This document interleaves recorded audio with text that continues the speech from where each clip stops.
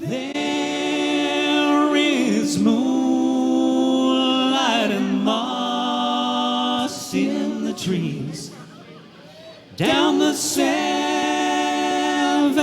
bridges road.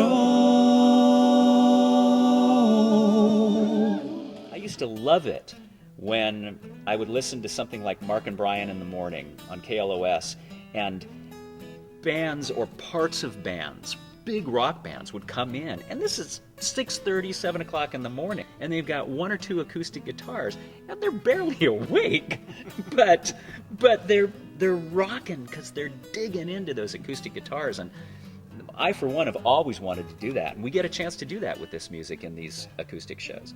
The cool thing about it is it's almost like you're sitting in your living room watching this all go on.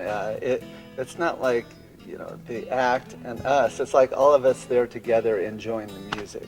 It's really a special experience. When we strip it down to just a few acoustic guitars and voices, which we figure is the way a lot of these songs were probably written in the first place, we just feel closer to the music. We feel closer to the songs themselves. And I think people feel that way, again, in that intimate setting as well. It also highlights the vocal aspect of the music. It's not, you know, electric guitars, you know, blasting you through the back of the room.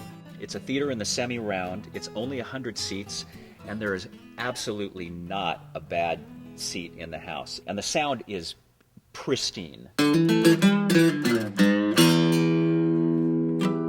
play all of the Eagles hits, some of their deeper cuts that we don't normally get to perform in our electric show, as well as a segment that is basically how we perceive the Eagles would sound if they were playing all of those holiday classics that we've all come to know and love over the years. We're sort of taking the idea of how would traditional Christmas hymns sound if the Eagles eagle-eyed them. So you kind of get a wonderful mashup of the two, and we think it's pretty clever.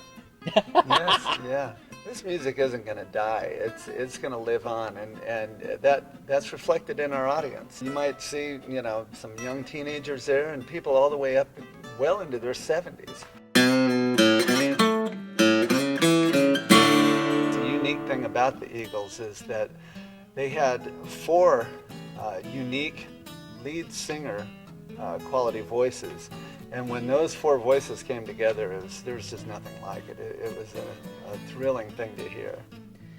Myself, having been born in the mid-'80s, Jim has had to tell me a lot about what that era was like.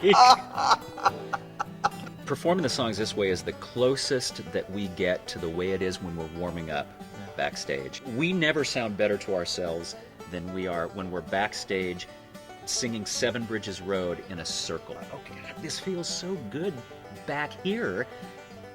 How do we take this to the audience? Don't get your dad the tie and the, you know, bag of socks. Yeah. Send him over to the El Portal to see the show. This show makes a great holiday gift, Yes. regardless of whether you celebrate Christmas, Kwanzaa, Hanukkah. Festivus. That's right, I got to get the aluminum pole out of the crawl space. There's always a Festivus for the rest of us. We're having such a ball doing it that, you know, we hope that anybody in the room cannot help but have a ball with us.